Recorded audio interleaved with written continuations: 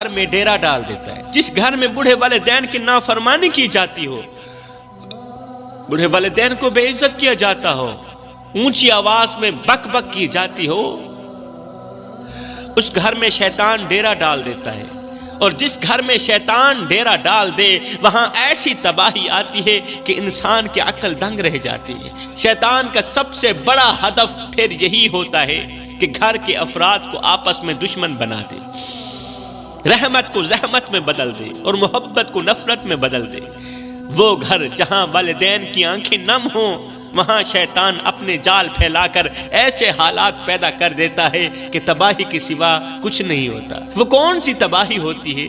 گھر میں ہمیشہ جھگڑے اور بے سکونی رہتی ہے، یہ تباہی ہے۔ جب شیطان گھر میں ڈیرا ڈال دیتا ہے نا ماں باپ کے رونے کی وجہ سے، اللہ اکبر، پتہ ہے پھر کون سی تباہی آتی ہے؟ گھر میں ہمیشہ جھگڑے اور بے سکونی لگی رہتی ہے۔ اولاد اپنے دل سے ماں باپ کی عزت کرنا چھوڑ دیتی ہے، پھر رزق میں بے برکتی آ جاتی ہے اور سب کچھ ہوتے ہوئے بھی ہر ایک چیز کی کمی محسوس ہوتی ہے۔ پھر عبادت میں دل نہیں لگتا، نماز اور تلاوت بھاری لگنے لگ جاتی ہے۔ شیطان دماغ میں ایسے خیال ڈالتا ہے کہ بندہ والدین کو ہی اپنی بدبختی کی وجہ سمجھنے لگتا ہے۔ جس گھر میں بوڑھے والدین روتے ہوں وہاں بے برکتی ایسے بسیرا کر لیتی ہے کہ دولت ہونے کے باوجود بھی سکون غائب ہو جاتا ہے۔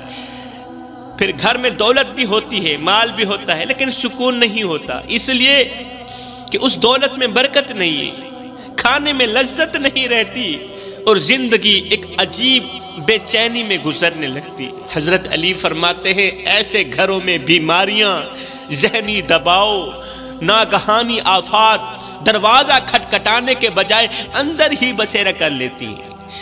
ہر کام میں رکاوٹ، ہر قدم پر پریشانی اور ہر لمحے بے سکونی کا سامنا لگا رہتا ہے، کیونکہ والدین کی آہیں، والدین کی تڑپ زمین پر نہیں گرتی، والدین کے آنسو زمین پر نہیں گرتے بلکہ عرش الہی کا دروازہ جا کھٹکھٹاتے ہیں اور اللہ سے اپنی بات منوا کر ہی دم لیتے ہیں۔ خدارا میرے بھائیو، والدین کو اتنا مت ستاؤ کہ وہ اللہ کے سامنے تمہارا نام لے کر رو پڑیں۔